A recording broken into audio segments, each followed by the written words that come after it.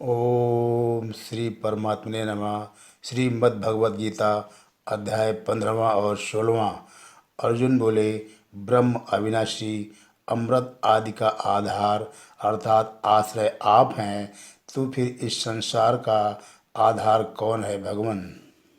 भगवान बोले, इस संसार रूप वृक्ष का आधार अर्थात आश्रय मैं ही हूँ। यह वृक्ष ऊपर की ओर मूल वाला तथा नीचे की ओर शाखा वाला है।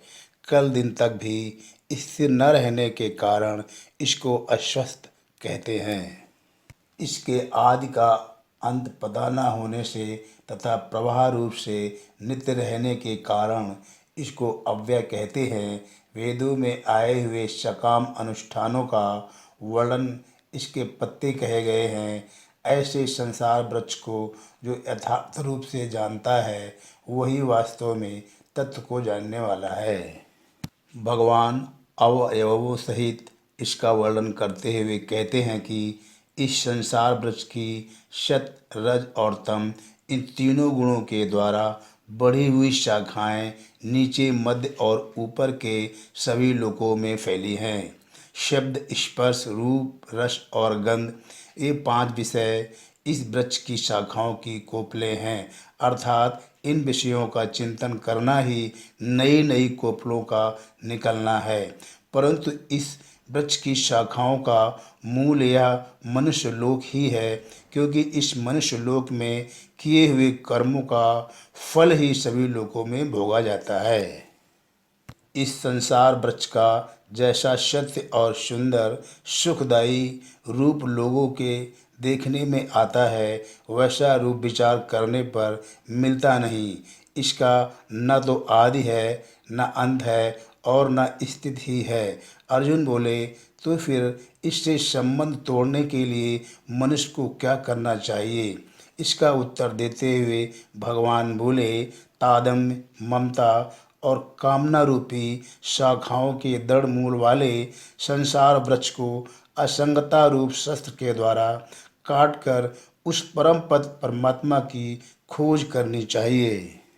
अर्जुन बोले, खोज न कर सके तो क्या करना चाहिए भगवान? इस पर भगवान कहते हैं कि जिसको प्राप्त होने पर मनुष्य फिर लौटकर संसार में नहीं आते और जिससे अनादिकाल से यह सृष्टि फैली हुई है, उस आदि पुरुष परमात्मा के शरण हो जाना चाहिए। शरण होने वाले मनुष्य मान और मोह से रहित हो जाते हैं। आसक्त के न रहने के कारण उनमें ममता आदि दोष नहीं रहते। वे नित्य निरंतर परमात्मा में ही स्थित रहते हैं। वे संपूर्ण कामनाओं से रहित हो जाते हैं। वे सुख दुख रूप द्वंद्वों से रहित होकर अविनाशी पद को प्राप्त हो जाते हैं। उस अविनाशी पद का वर्णन करते हुए भगवान बोले, सूर्य, चंद्रमा और अग्नि जिसको प्रकाशित नहीं कर सकते तथा जहाँ जाने पर मनुष्य लौटकर संसार में नहीं आते, वह अविनाशी पद ही मेरा परम धाम है।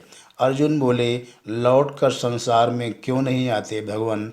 इसका उत्तर देते हुए भगवान बोले, इस शरीर में जीव बना हुआ यह आत्मा अर्थात जीवात्मा सदा से मेरा ही अंश है। इसलिए मेरे को प्राप्त होने पर यह फिर लौटकर संसार में नहीं आता। परंतु इससे भूल यह होती है कि यह प्रकृति के कार्य इंद्रियों और मन को अपना मान लेता है।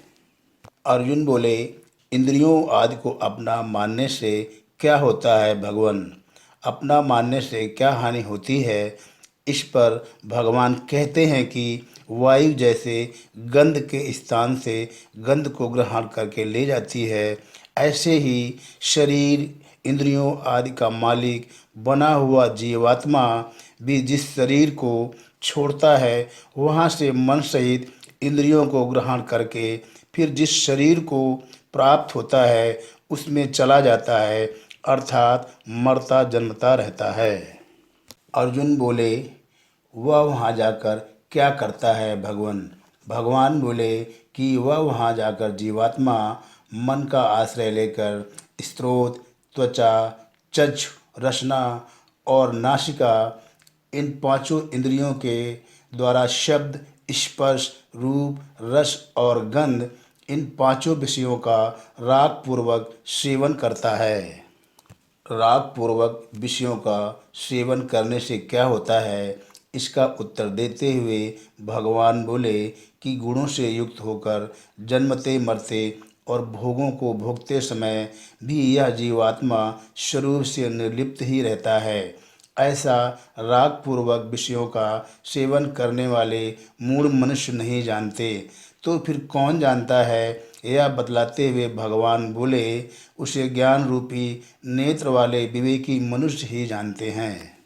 अर्जुन बोले, ज्ञान रूपी नेत्र किसके खुलते हैं और किसके नहीं खुलते हैं भगवान?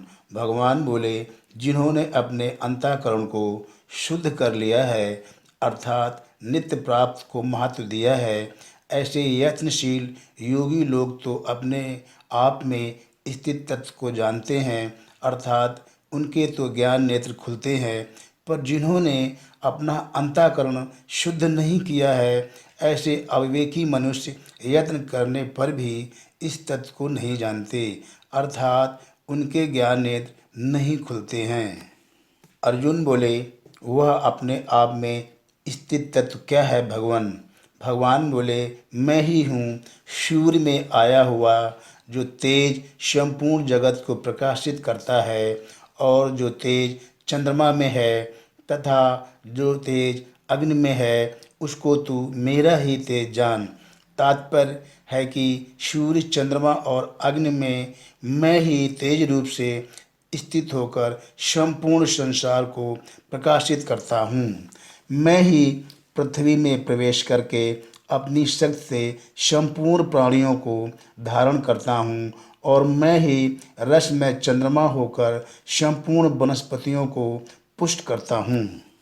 प्राणियों के शरीर में रहने वाला मैं ही प्राण अपान से युक्त वैश्वानर अर्थात जठराग्नि बनकर प्राणियों के द्वारा खाए गए चार प्रकार से भोज, पेय, चोष्य और लेह अन्न को पचाता हूँ। साथ में मैं ही सबके हृदय में रहता हूँ। मेरे से ही स्मृति, ज्ञान और अपोहन अर्थात संशय आदि दोषों का नाश होता है। संपूर्ण वेदों के द्वारा मैं ही जानने योग्य हूँ। वेदों के तत्व का निर्णय करने वाला और वेदों को जानने वाला भी मैं ही हूँ। इस मनुष्य लोक में क्षर अर्थात विनाशी और अक्षर अर्थात अविनाशी, ये दो प्रकार के पुरुष हैं। इनमें संपूर्ण प्राणियों के शरीर विनाशी और जीवात्मा अविनाशी कहा गया है। अर्जुन बोले, क्षर और अक्षर के सिवाय और भी कोई है? भगवान बोले, हाँ, क्षर और अक्षर से अन्य उत्तम पुरुष है, जो संसार में परमात्मा नाम से कहा गया है और जो त्रिलोकी का भरण पोषण करने वाला अविनाशी ईश्वर है। अर्जुन बोले, उत्तम पुरुष तो अन्य है, पर आप कौन हैं भगवान? भगवान बोले, भैया, वह उत्तम पुरुष मैं ही हूँ। मैं क्षर से तो अतीत हूँ और अक्षर से भी उत्तम हूँ, इसलिए लोक में और वेदों में मैं पुरुषोत्तम नाम से जाना जाता हूँ। अर्जुन बोले, आप पुरुषोत्तम नाम से प्रसिद्ध हैं अर्थात जाने जाते हैं, तो इससे मनुष्य को क्या लाभ है भगवान? भगवान बोले, हे भारत, जो मोह रहित भक्त मेरे को इस प्रकार पुरुषोत्तम जानता है, वह सर्वज्ञ हो जाता है, अर्थात उसके लिए खुद भी पाना शेष नहीं रहता। फिर वह सब प्रकार से केवल मेरा ही भजन करता है, अर्थात मेरे में ही लगा रहता है। हे निष्पाप अर्जुन, मैंने जो बात तुम्हारे से कही है, यह अत्यंत गोपनीय बात है। इसको जानकर मेरा भक्त ज्ञात, ज्ञातव्य, कृत, कृत्य और प्राप्त, प्रतव्य हो जाता है। अर्जुन बोले, उस अत्यंत गोपनीय बात का अधिकारी कौन होता है भगवान? भगवान बोले, दैवी संपत्ति वाला होता है। अर्जुन बोले, दैवी संपत्ति वाले मनुष्य के क्या लक्षण होते हैं भगवान? यह बतलाते हुए भगवान बोले, वे इस प्रकार हैं।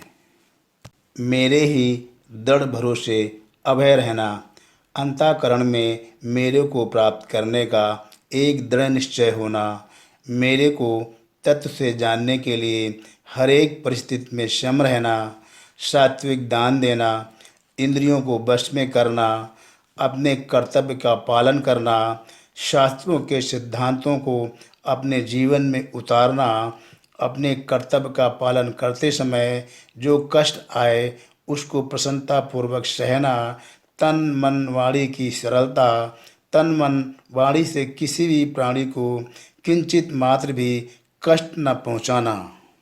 जैसा देखा, सुना और समझा वैसा का वैसा प्रिय शब्दों में कह देना, मेरा स्वरूप समझकर किसी पर क्रोध न करना, सांसारिक कामनाओं का त्याग करना, अंतःकरण में राग द्वेष जनित हलचल न होना, चुगली न करना, संपूर्ण प्राणियों पर दया का भाव होना, सांसारिक विषयों में न ललचाना, हृदय का कोमल होना, अकर्तव्य करने में लज्जा होना, चपलता अर्थात उतावलापन का न होना, शरीर और वाणी से तेज अर्थात प्रभाव होना, अपने में दंड देने की समर्थ होने पर भी अपराधी के अपराध को क्षमा कर देना, हर एक परिस्थिति में धैर्य रखना, शरीर को शुद्ध रखना, बदला लेने की भावना का न होना, अपने में श्रेष्ठता का भाव न होना। हे भरतवंशी अर्जुन, ये सभी दैवी संपत्ति को प्राप्त हुए मनुष्य के लक्षण हैं, अर्थात इन लक्षणों वाले को मेरी भक्ति का अधिकारी मानना चाहिए। अर्जुन बोले, अनाधिकारी कौन होता है भगवान? अनाधिकारी का वर्णन करते हुए भगवान कहते हैं कि जो आसुरी संपत्ति वाला होता है। आसुरी संपत्ति वाले मनुष्य के क्या लक्षण होते हैं यह बतलाते हुए भगवान बोले, वे इस प्रकार है। दंभ अर्थात दिखावटीपन का होना, घमंड करना अर्थात ममता वाली चीज़ों को लेकर अपने में बड़प्पन का अनुभव करना, अहंता वाली चीज़ों को लेकर अभिमान करना, क्रोध करना, मन वाणी वर्ताव आदि में कठोरता रखना, सत असत कर्तव्य अकर्तव्य आदि के ज्ञान अर्थात विवेक को महत्व न देना। हे प्रधानंदन, ये सभी आसुरी संपत्ति को प्राप्त हुए मनुष्य के लक्षण है, अर्थात इन लक्षणों वाला मनुष्य प्रायः मेरी भक्ति का अधिकारी नहीं होता है। अर्जुन बोले, इस दैवी और आसुरी संपत्ति का क्या फल होता है भगवान? भगवान बोले, दैवी संपत्ति मुक्ति देने वाली और आसुरी संपत्ति बांधने वाली होती है। परंतु हे पांडव, तुम्हें शोक अर्थात चिंता नहीं करना चाहिए, क्योंकि तुम दैवी संपत्ति को प्राप्त हुए हो। आसुरी संपत्ति बंधन कारक कैसे होती है, इसका उत्तर देते हुए भगवान कहते हैं कि इस लोक में दो तरह के प्राणियों की सृष्टि है, दैवी और आसुरी। दैवी संपत्ति को तो मैंने विस्तार से कह दिया, अब हे पार्थ, तुम आसुरी संपत्ति को विस्तार से सुनो।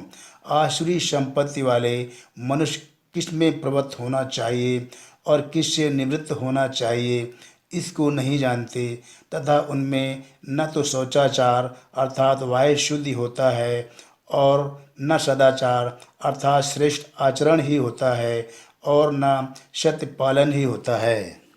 अर्जुन बोले, उनमें शौचाचार आदि क्यों नहीं होते हैं भगवान? भगवान बोले, उनकी दृष्टि ही विपरीत होती है। वे यही कहते हैं कि यह संसार असत्य है, अर्थात इसमें कोई भी बात सत्य नहीं है। इस संसार में धर्म अधर्म पुण्य पाप आदि की कोई मर्यादा नहीं है। इस संसार को रचने वाला कोई ईश्वर नहीं है, किंतु स्त्री को पुरुष की और पुरुष को स्त्री की इच्छा हुई तो दोनों के संयोग से यह संसार पैदा हो गया। इसलिए इस संसार की उत्पत्ति का हेतु काम ही है, इसके सिवाय और कोई कारण नहीं है। अर्जुन बोले, उन आसुरी संपत्ति वालों के कर्म कैसे होते हैं भगवान? भगवान बोले, उपर्युक्त नास्तिक दृष्टि का आश्रय लेने वाले वे लोग अपने नित्य स्वरूप अर्थात आत्मा को नहीं मानते, उनकी बुद्धि तुच्छ होती है, उनके कर्म अत्यंत उग्र अर्थात भयानक होते हैं। वे जगत के शत्रु होते हैं। ऐसे मनुष्यों की सामर्थ्य दूसरों का नाश करने के लिए ही होती है। अर्जुन बोले, नास्तिक दृष्टि का आश्रय लेकर वे क्या करते हैं भगवान? भगवान बोले, वे कभी पूरी न होने वाली कामनाओं का आश्रय लेकर दंभ, अभिमान और मद में चूर रहने वाले तथा अपवित्र नियमों का धारण करने वाले मनुष्य मोह के कारण अनेक दुराग्रहों में पड़कर संसार में विचरते रहते हैं। उनके भाव बतलाते हुए भगवान कहते हैं कि वे मृत्यु पर्यंत रहने वाली बड़ी बड़ी चिंताओं का आश्रय लेते हैं। वे पदार्थों का संग्रह और उनका भोग करने में ही लगे रहने वाले और जो कुछ है वह इतना ही है अर्थात सुख भोगना और संग्रह करना ही है, ऐसा निश्चय करने वाले होते हैं। अर्जुन बोले, वे किस उद्देश्य को लेकर चलते हैं भगवान? भगवान बोले, सैकड़ों आशाओं की फांसियों से बंधे हुए वे मनुष्य काम और क्रोध के परायण होकर केवल भोग भोगने के उद्देश्य से ही अन्यायपूर्वक धन का संग्रह करने की चेष्टा करते रहते हैं। आज इतना धन तो हमने प्राप्त कर लिया और अब इस मनोरथ को प्राप्त कर लेंगे। इतना धन तो हमारे पास है ही, इतना धन और हो जाएगा। उनके मनोरथ बतलाते हुए भगवान कहते हैं कि उस शत्रु को तो हमने मार दिया और उन दूसरे शत्रुओं को भी हम मार डालेंगे। हम सर्वसमर्थ हैं, सिद्ध हैं, बलवान हैं, सुखी हैं और भोगों को भोगने वाले हैं। हम बड़े धनवान हैं, बहुत से मनुष्य हमारा साथ देने वाले हैं। हमारे समान दूसरा कौन हो सकता है? हम खूब यज्ञ करेंगे, दान देंगे और फिर मौज करेंगे। इस तरह वे अज्ञान से मोहित होकर मनोरथ करते रहते हैं। अर्जुन बोले, ऐसे मनुष्यों की मरने पर क्या गति होती है भगवान? भगवान बोले, तरह तरह के भ्रमों में पड़े हुए, मोह जाल में उलझे हुए तथा पदार्थों के संग्रह और भोगों में आसक्त हुए वे मनुष्य भयंकर नरकों में गिरते हैं। भोगों में आसक्त हुए उन आसुरी संपत्ति वाले मनुष्यों का पतन करने वाले भाव कौन कौन से होते हैं, इसका वर्णन करते हुए भगवान बोले, वे अपने को ही पूज्य मानने वाले, अकल रखने वाले तथा धन और मान के मद में चूर रहने वाले होते हैं। वे यज्ञ आदि शुभ कर्म तो करते हैं, पर करते हैं दंभ अर्थात दिखावटीपन और अविधिपूर्वक तथा नाम मात्र के लिए। वे ऐसा क्यों करते हैं? इसका कारण कि वे अहंकार, हठ, घमंड, काम और क्रोध का आश्रय लिए रहते हैं। अर्जुन बोले, उनके और क्या भाव होते हैं भगवान? भगवान बोले, वे मनुष्य अपने और दूसरों के शरीरों में रहने वाले मुझ अंतर्यामी के साथ द्वेष करते हैं तथा मेरे और दूसरों के गुणों में दोष दृष्टि रखते हैं। ऐसे आसुर भाव रखने वालों का परिणाम बतलाते हुए भगवान कहते हैं कि उन द्वेष करने वाले, क्रूर स्वभाव वाले और संसार में महान नीच और अपवित्र मनुष्यों को मैं बार बार कुत्ता, गधा, बाघ, कौवा, उल्लू, गीद, सांप, बिच्छू आदि आसुरी योनियों में गिराता हूँ।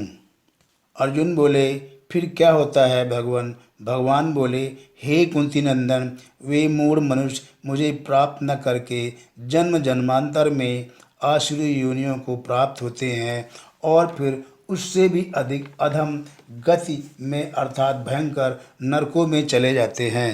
अर्जुन बोले, उनका अधम योनियों में और अधम गति में जाने का प्रधान कारण क्या है भगवान? भगवान बोले, यह है कि वे काम, क्रोध और लोभ, ये तीन प्रकार के नरक के दरवाजे मनुष्य का पतन करने वाले हैं। इसलिए इन तीनों का त्याग कर देना चाहिए। काम, क्रोध और लोभ से रहित होने का महात्म्य बतलाते हुए भगवान बोले कि हे कौन्तेय, जो मनुष्य नरक के इन तीनों द्वारों से रहित होकर अपने कल्याण का आचरण करता है अर्थात जो शास्त्र निषिद्ध आचरण का त्याग करके केवल अपने कल्याण के उद्देश्य से निष्काम भाव पूर्वक विहित आचरण करता है वह परम गति को प्राप्त हो जाता है। अर्जुन बोले, परम गति की प्राप्ति किसको नहीं होती है भगवान? भगवान बोले, जो शास्त्रविद का त्याग करके अपनी इच्छा से मनमाना आचरण करता है, अर्थात अपने मन से जिस काम को अच्छा समझता है वह करता है और जिसको अच्छा नहीं समझता वह नहीं करता, ऐसे मनुष्य को न तो सिद्धि अर्थात अंतःकरण की शुद्धि प्राप्त होती है और ना सुख प्राप्त होता है और ना परम गति ही प्राप्त होती है। अर्जुन बोले, अच्छे और बुरे काम की पहचान कैसे हो भगवान? भगवान बोले, कर्तव्य और अकर्तव्य के विषय में शास्त्र ही प्रमाण है। ऐसा जानकर तुझे शास्त्र विध से नियत किए हुए कर्तव्य कर्म को ही करना चाहिए, अर्थात शास्त्र को सामने रखकर ही हर एक काम करना चाहिए।